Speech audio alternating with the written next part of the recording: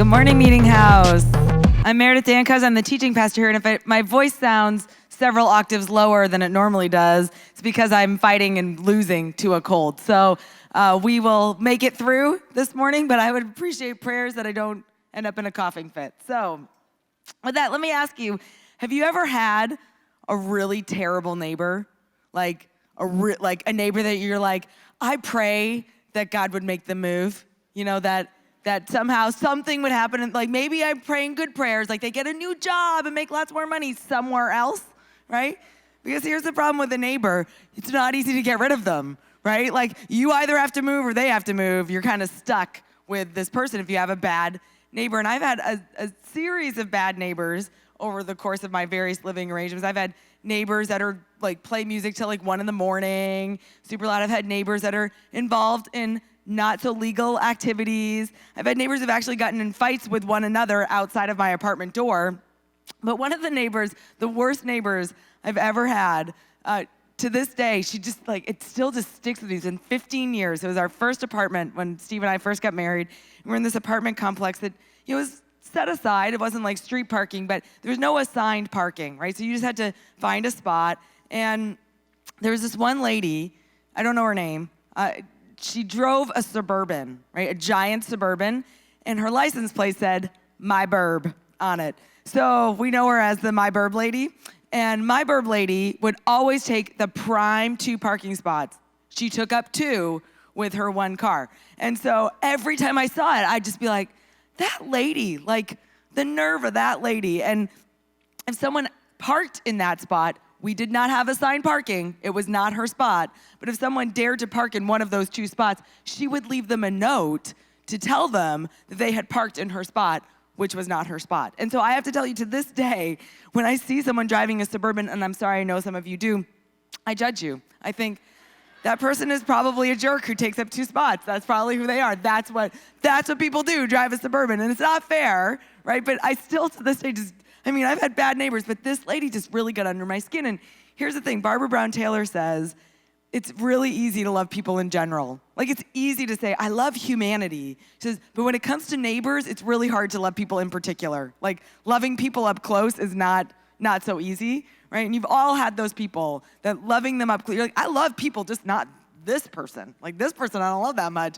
We've all had those people. And so we're talking about how we share our faith over this series. We've talked about our faith is something precious. It's not meant to be locked up, that we need the Holy Spirit to fuel anything that we do, that prayer has to be essential, that God is behind this, that last week Josh shared all sorts of ways to actually talk and use words to share our faith, to engage in meaningful friendships. And today we're gonna talk about how do we live out our faith? How do we live that out in a way that people take notice of it, that it is something that changes the world? And unfortunately for us, the best way to live out our faith is with those people that we're up close with. You know, it's not loving people in general, it's loving people in particular, especially our neighbors. And that's what our story really highlights today. So if you have a Bible, you can turn to Luke 10, verse 25. Luke 10, verse 25. And we're gonna walk through this story. Some of you may have heard of being a good Samaritan, right? And there's hospitals named the Samaritan and the Good Samaritan. We're gonna unpack this story to see it's actually pretty radical what Jesus is doing here. It's not just about being a good person. There's something really, really subversive that Jesus is doing in this story. So let's begin. In verse 10, verse 25, on one occasion, an expert in the law stood up to test Jesus. Teacher, he asked, what must I do to inherit eternal life? So right away, we're in this setting where typically a teacher would be sitting and his disciples would be sitting around him, and then someone who was a student or a learner would stand up and ask a question. And so we're told this expert in the law stands up and asks Jesus a question. He takes on the posture of being someone who is a learner, but we're told his actual intention is to put Jesus to the test, to see what are you really gonna say about this. He doesn't trust Jesus. Jesus is this unknown, unauthorized teacher. He's not part of the elite. He's not part of the establishment. So he asks them this question, what must I do to inherit eternal life? And this was a typical question that was asked of leaders, of teachers at this time, because there were standard answers, right? This is like a litmus test. How are you going to answer this question?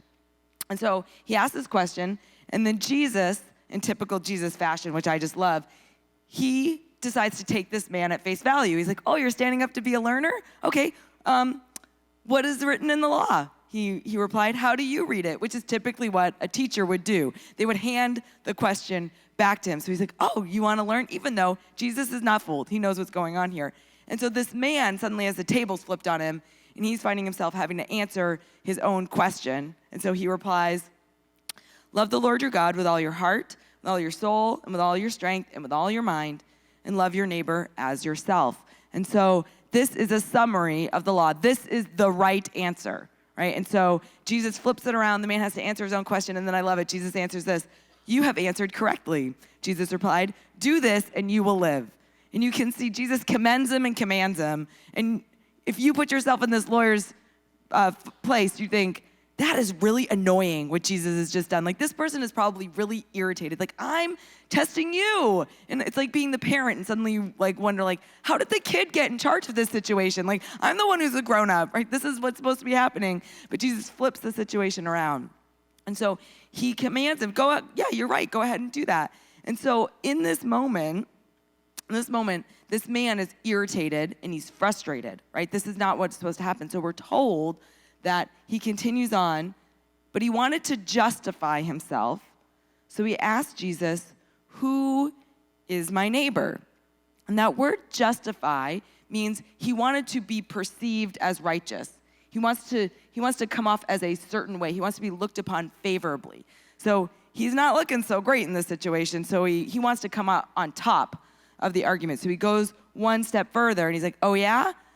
Well, who's my neighbor? And that category of neighbor is really important. How Jesus answers this question is even more important than the first question.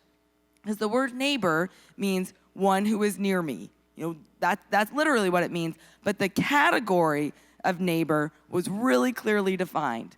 So the category of neighbor, the right answer is supposed to be a friend, family, or a fellow Israelite. Someone who already believes what we believe, who's part of our religious community. That's who a neighbor is. That's the right answer. And anything else outside of that is the wrong answer. And so in the Levitical law, neighbors were Israelites. There was also provisions for foreigners, but foreigners weren't neighbors. Foreigners were people who were not Israelites who had chosen to follow after the God of Israel. Anyone who was a non-neighbor, who fell out of that category of neighbor, you were free to hate them. You were free to view them as an enemy, to be bitter towards them. You were free to kill them. You know, in Leviticus, the Israelites are killing their non-neighbors in order to conquer the land, right? So neighbors are those who you are obligated to love. Non-neighbors, there's no obligation. So the lawyer is asking, who's in and who's out?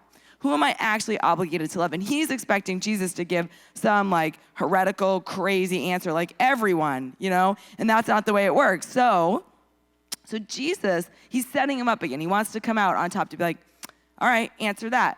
So Jesus, in reply, tells the story. Because what I love about Jesus is he doesn't tell us what to think.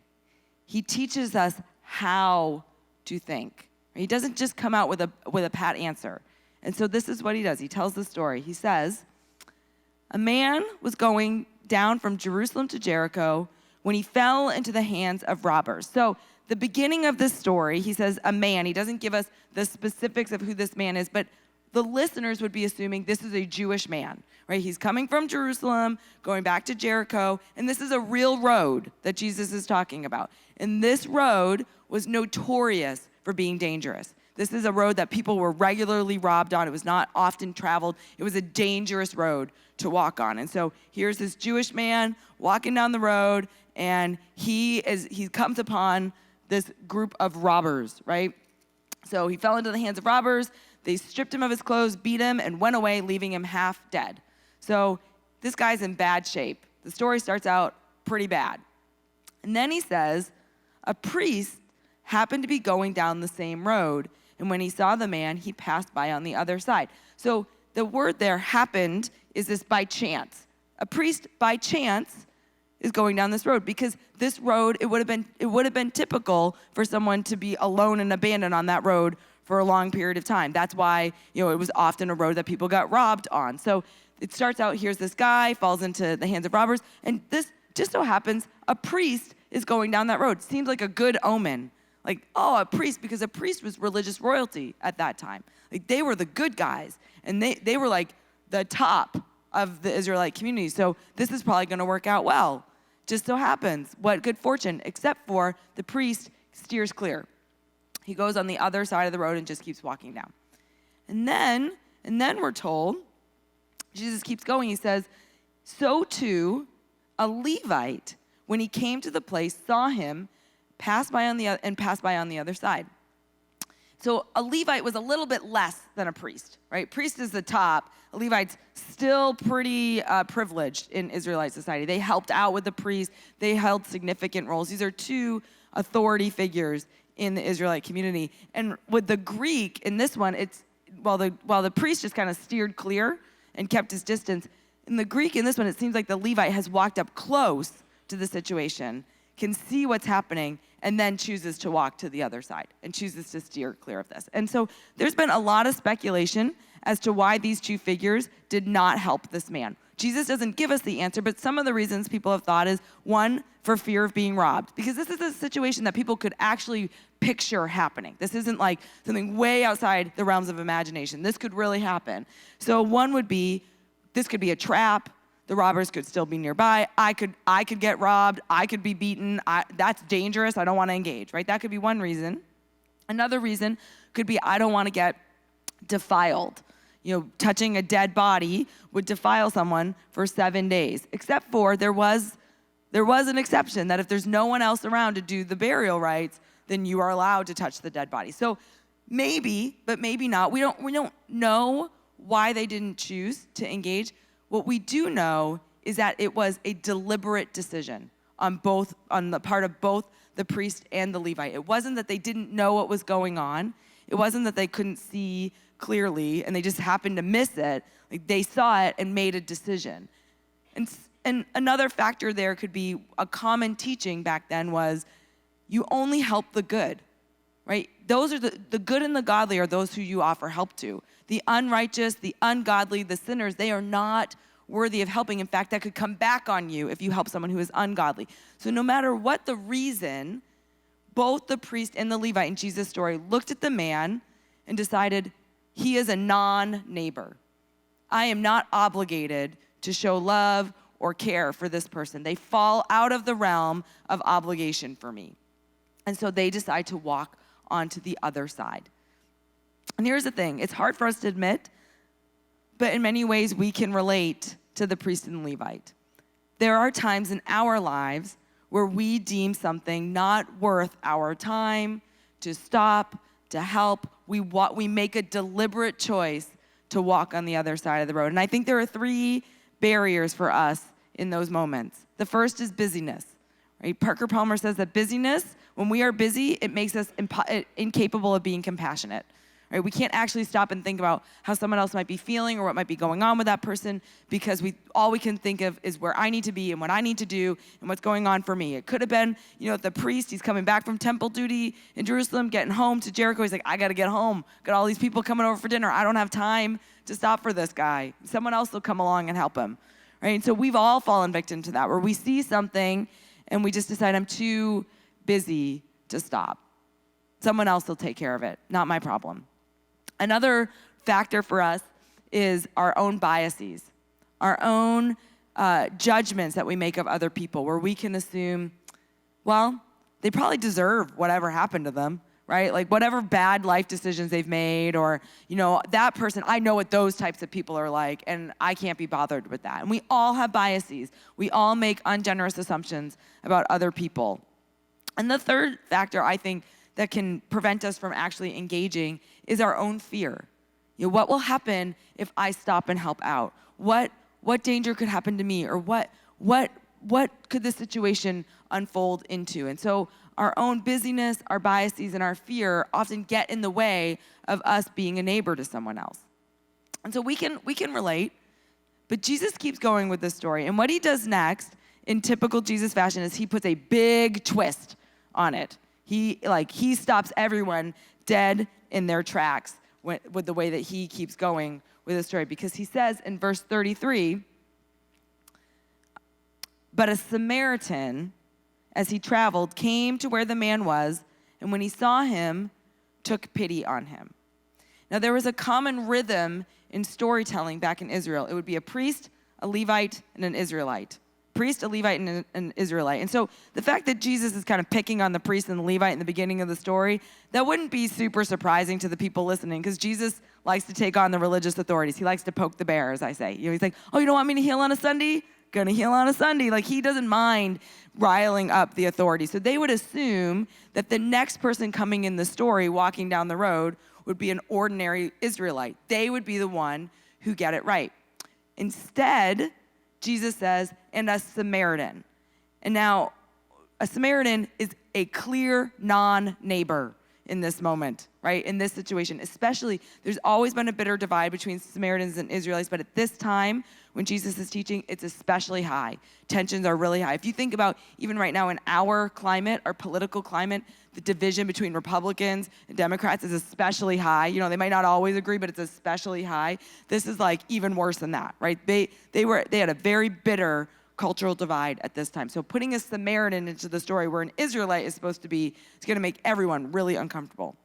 And the way that you could relate to that is for you to think, who is the most non-neighbor person that you could think of? Maybe it's someone from a different political party. Maybe it's someone from a different religion, a different part of the world. Maybe it's just your my burb lady, that neighbor that you're like, that they should not be the hero of a story. Like they're rude, Whatever that is, you think of like, who's your non-neighbor? That's who Jesus just inserted into the story. And we don't know why the priest and the Levite made a deliberate choice not to stop, but we do know why the Samaritan made a deliberate choice to stop. So he says that he was full of pity, but that word actually is compassion. It's the same word used when Jesus sees crowds of people or people suffering, and it's like this deep, it really means for like your guts to be twisted. Like it's literally talking about your innards, right? But it means like you feel so deeply about what's going on here that you are compelled to exceptional action. And that's what happens. This man stops, the Samaritan stops, because he's so full of compassion that he can't keep walking by. And it costs him a great deal. So we're told after he stops, he sees what's going on. He went to him and bandaged his wounds, pouring on oil and wine. Then he put the man on his own donkey, brought him to an inn, and took care of him. The next day he took out 2 denarii and gave them to the innkeeper. Look after him, he said, and when I return, I will reimburse you for any extra expense you may have. So this man inconveniences himself. He stops. He would have gotten bloody himself from cleaning this guy up. He puts him on his own donkey, and he has to walk. He uses his own money. The amount of money would have been about enough to feed an individual for 3 weeks, at this time. So, he's invested, and then he doesn't put any limits on it. He says, when I come back, whatever else the expense is, I'll pay it. All at a cost to him. He's not going to get accolades. He's not going to get promoted. This is just the right thing to do. And so the Samaritan becomes the person who is the helper in the story. But Jesus puts everyone who's listening into a really uncomfortable position, because he says, who are you going to relate to? Who's the person that you're going to choose to emulate in this story? The priest, the Levite, or the Samaritan who you all dislike? So everyone is uncomfortable in hearing this story. And then so Jesus closes this up again. He turns his back around on the Levite, on the lawyer who asked him, who's my neighbor? Gotcha, Jesus. He says to him, which of these 3 do you think was a neighbor to the man who fell into the hands of the robbers? And the expert of the law replied, the one who had mercy on him. See, putting a Samaritan as the hero of the story is so difficult, he can't even say it was the Samaritan. It says the one who showed mercy. And Jesus once again commands him, go and do likewise. But notice what Jesus doesn't do with this story. Jesus does not answer the man's question. See, the man's question was, who is my neighbor? Neighbor is an object. Who is the person who is worthy of my love? Who is the person who is worthy of my including and caring for? And Jesus instead turns it around and says, oh, a neighbor is not a noun. Neighbor is a verb. The right question is, who around me is in need of a neighbor? A neighbor is something that we choose to be, not something that we deem worthy, not someone that we say, oh, this person I love, but this person I'm free to hate. He says, actually, it's about being a neighbor. And as I've thought about Jesus' words in this teaching of this story, I started off telling you one of my worst neighbors, but it's also made me think about one of the best neighbors I've ever had.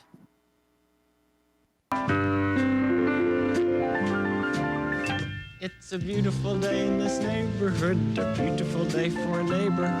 Would you be mine? Maybe he was your best neighbor too. I've been thinking a lot about Mr. Rogers.